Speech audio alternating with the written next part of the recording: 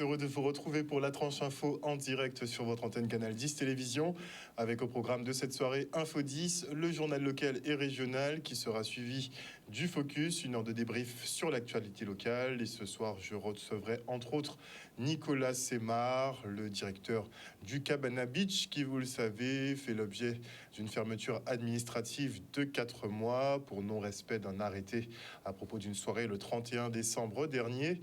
Il nous expliquera ce qu'il en est. Ce sera donc après la coupure pub. Mais pour l'instant, place au JT.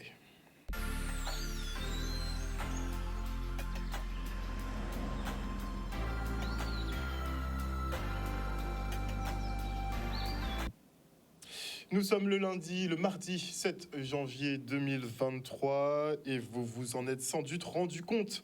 Mais effectivement, la mobilisation à EDF-PEI se poursuit puisque maintenant on a des coupures d'électricité de 3 heures maintenant et plus d'1 heure. Pour la direction, le conflit est conditionné par la FE-CGTG qui refuse d'admettre que les rémunérations sont d'un niveau, je cite, tout à fait significatif et conforme au reste de l'entreprise et que le revenu moyen, toute prime incluse, équivaut en moyenne à 3 fois le SMIC. Pour les agents mobilisés, le droit du travail ne se négocie toujours pas et doit être appliqué. Ils entendent récupérer tout ce qui leur est dû jusqu'au dernier centime. Regardez.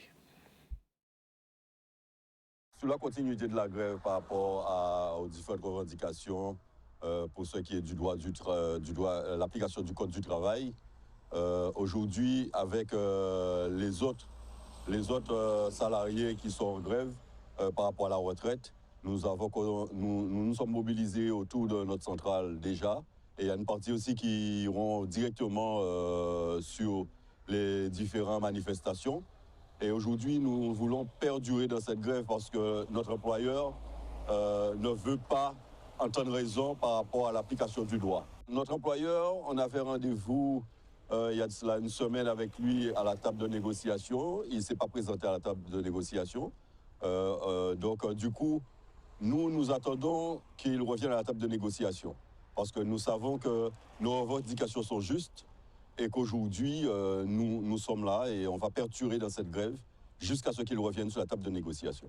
Jusqu'à maintenant, on n'a rien encore acté. C'est-à-dire que ce sont des ateliers de travail et que jusqu'à présent, d'après ce que notre employeur nous dit, c'est-à-dire qu'on fera un global sur l'ensemble des points et il ne veut acter aucun point. L'un après l'autre, il veut faire de façon globale. Donc aujourd'hui, nous sommes sur les indemnisations en termes pour les intérimaires, en termes de préjudice, parce qu'il y a eu l'emploi abusif des intérimaires. Donc aujourd'hui, on est un peu sur cela. Et jusqu'à présent, on attend qu'ils reviennent sur la table de négociation. Un recours abusif donc d'intérimaires qui, avec une carrière hachée, prendront un certain temps à cotiser chez leurs 43 annuités pour obtenir leur retraite à taux plein. Et en ce jour de grève générale, les personnels d'éducation disent non justement à la réforme qui est débattue en ce moment à l'Assemblée nationale. Et si le rectorat fait état de 27% de grévistes dans les premiers et second degrés pour la FSU, la mobilisation du jour était réussie avec des taux dépassant 60% d'absentéisme. Regardez. Aujourd'hui, nous sommes très satisfaits. La quasi-totalité des lycées et des collèges sont fermés. Pratiquement 70 à 75% de grévistes dans le premier degré. Donc une forte mobilisation et donc des collègues qui veulent signifier à ce gouvernement qu'ils sont contre le refus, contre donc la réforme des retraites. Mais ils sont surtout donc mobilisés pour que les suppressions de postes soient annulées parce que nous ne pouvons pas prendre en charge correctement les élèves, et notamment les élèves les plus en difficulté, avec 136 fermetures de postes. Nous avons besoin de tous les personnels, surtout après cette période difficile que nous avons passée. Nous pensons au niveau de la FNEC FPFO qu'il faut revenir sur ces suppressions de postes et laisser les moyens pour que l'école de Guadeloupe soit une école de qualité. Je pense qu'aujourd'hui, beaucoup de lycéens, beaucoup d'étudiants prennent conscience de tout simplement la société qu'on veut leur laisser demain, et donc ils n'en veulent pas. Ils veulent, avoir la possibilité effectivement d'être bien formés, et ça nécessite des moyens dans l'école. Ils veulent bien sûr avoir accès à un emploi pérenne, parce qu'ils voient bien que cotiser 43 ans, c'est extrêmement compliqué en Guadeloupe avec le taux de chômage qu'on connaît. Et surtout, ils ne veulent pas se retrouver à être des retraités pauvres. Et donc oui, aujourd'hui, c'est un enjeu de société. Et donc, il faut tout simplement continuer à se mobiliser. Ça va tous nous toucher au bout d'un moment, la réforme des retraites, même la suppression des postes des profs, ça va forcément nous toucher à un moment. Ça va avoir un impact sur notre éducation, sur le nombre d'élèves en classe. Donc, fallait que ça fasse un tic dans la tête des élèves. On va se retrouver dans des classes de 32. Les profs ne peuvent pas se multiplier en 10. Et pour nous, après, l'apprentissage devient très compliqué. Il faut qu'on nous donne des moyens pour que cette académie puisse atteindre ses objectifs. L'objectif premier, c'est tout simplement la réussite de tous les élèves, quelle que soit la filière ici. Et pour cela, il faut que nous ayons les moyens nécessaires. Et ce n'est pas en supprimant régulièrement des postes, des moyens et des emplois que nous allons y parvenir. Et notez que dans le cadre de l'affaire des grands frères, Frédéric Duménil a été libéré. La chambre d'instruction de Fort-de-France infirme l'ordonnance de prolongation en détention provisoire à son encontre. On rappelle qu'il était maintenu en détention provisoire depuis le 17 janvier dernier. Et en mi-janvier, il y a eu effectivement ces audiences, à savoir si on les libérait ou non. Ça avait été rejeté, sa demande avait été rejetée, ainsi que celle de Noël Daufour, par exemple, ou Didier Laurent. Et visiblement, selon ce que nous apprend Maître Arneton, la chambre d'instruction finalement lui a donné raison et validé sa libération. Et suite à la fermeture administrative du Cabana Beach à Port-Louis, la municipalité tient à faire entendre son son de cloche. Pour le maire Jean-Marie Hubert, il faut mettre un terme à cette occupation illégale qui cautionne la présence d'autres commerces tout aussi illicites. Selon ses dires, des propositions ont été faites et un terrain de 7000 m² est à disposition des entrepreneurs pour qu'ils ne soient pas lésés. Nous l'avons rencontré à l'espace régional. Le reportage d'Olivier Félix. Du conseil municipal et de la municipalité de Port-Louis, nous avons essayé d'approcher ce problème de la meilleure des façons dans le but de satisfaire tout le monde. Nous avons rencontré à 2 reprises le gérant de Canal Beach. Nous lui avons fait une proposition, puisqu'il faut savoir que la plage de Port-Louis se situe sur les 50 pas géométriques. C'est un espace protégé. Par conséquent, il ne peut y avoir de bâtiments.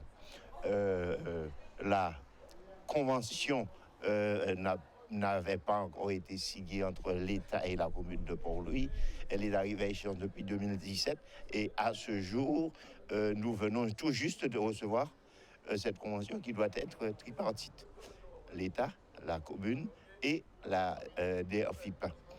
Aujourd'hui, nous avons, au 31 décembre, fait une intervention pour dire attention, puisque nous avons la plainte des riverains qui aussi, c'est de façon permanente par rapport au bruit. Nous avons, dans le même temps, rencontré les gérants de Canal Beach. Nous avons 7000 m² de terrain sur lequel ils peuvent construire à côté d'un village artisanal. Nous ne pouvons faire mieux. Il est clair que le 31 décembre, la manifestation ne pouvait avoir lieu, et c'est pour cette raison que l'État a pris des dispositions pour une fermeture administrative. Au lieu d'arrêter, il y a eu une présentation par la police municipale et la gendarmerie.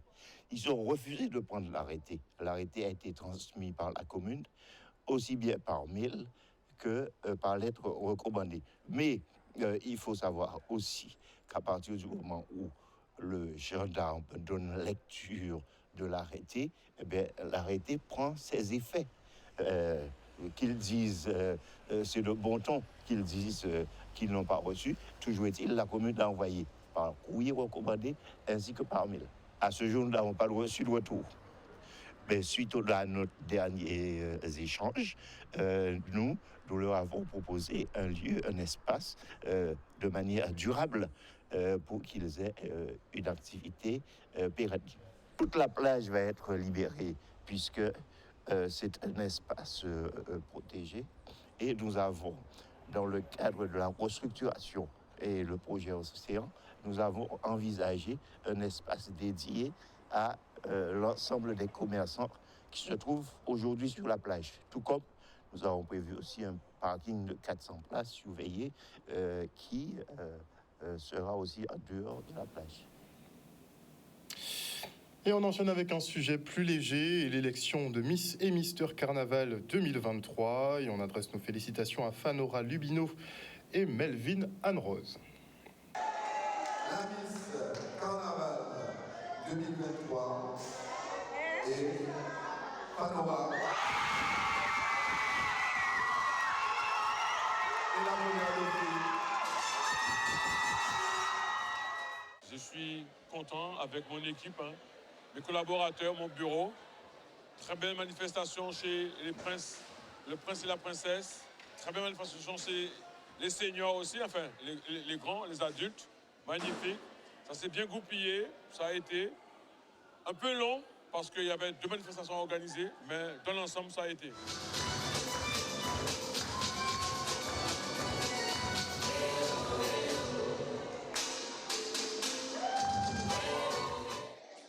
Je suis très contente, surtout que j'adore le carnaval. Donc franchement, je suis très émue. Et on se retrouve dimanche là pour la parade de Pointe-à-Pitre. Mister Carnaval 2023. C'est monsieur Melvin.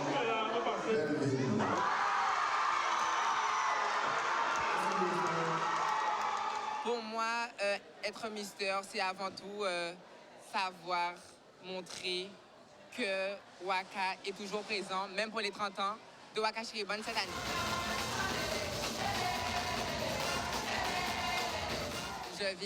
Cette aventure-là, je vais la vivre jusqu'au bout. Je vais m'amuser pendant le carnaval. Je suis très heureux, très touché, je suis très ému. Merci beaucoup. À partir de la semaine prochaine, du 9 au 12, on a une exposition à Rémilien-Souta, Massès Pobal. Le vendredi 10 février, les enfants dans les rues, à peu près 2000 enfants dans les rues de Pointe-à-Pitre. Et après ça, les jours gras, le dimanche gras, on part à midi, très important, très important, nous partons à midi. Et le lendemain, nous aurons un défilé des CLSH, des centres de loisirs et d'hébergement. Le mardi, un défilé cool sur Pointe-à-Pitre. Le mercredi, défilé pour Brûler-Vaval. Donc voilà ce qui nous attend. Tous nos week-ends maintenant sont boostés. Et en accompagnant aussi les communes de Cap-Carnaval demain 5 février aux Abîmes et dimanche 12 février à Bémao.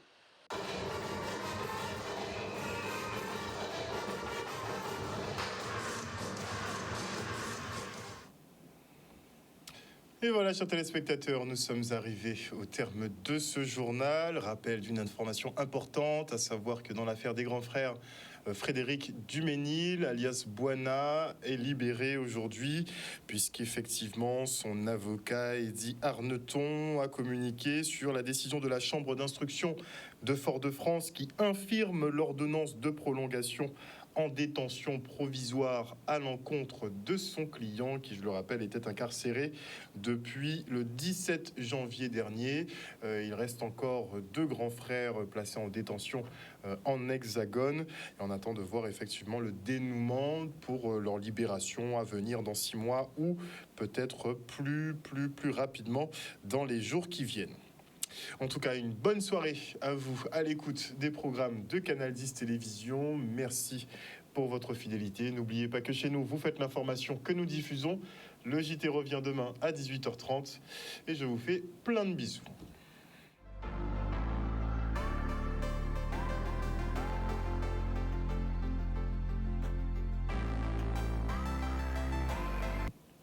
À venir dans la tranche info sur Canal 10, le focus, 1 heure de débrief sur l'actu et comme je vous l'annonçais En début de tranche info, nous recevrons notamment Nicolas Semar, le responsable du Cabana Beach, qui est sous le coup d'une fermeture administrative de 4 mois.